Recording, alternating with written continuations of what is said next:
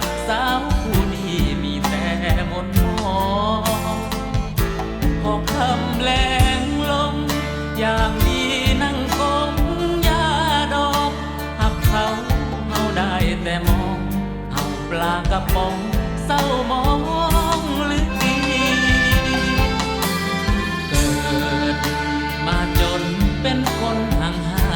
งๆบ่ฮักก็อยากเกลียดชังรู้ตนให้บ้างเกิดยาไหนจอบเบิ่งไกลไกลบอกปวดใจน้องคนดี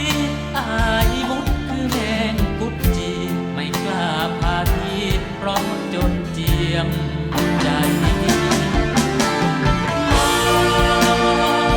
แงนเบิ่งถึงฟ้าปวดใจนักหนาเธอเปรียบดอกฟ้าโอ้เราชาวดินบางครั้งนอเราข้าวบ่มีสิกินเพื่อนเก่าเล่าข้าวที่รินก็เส้นเขากินอู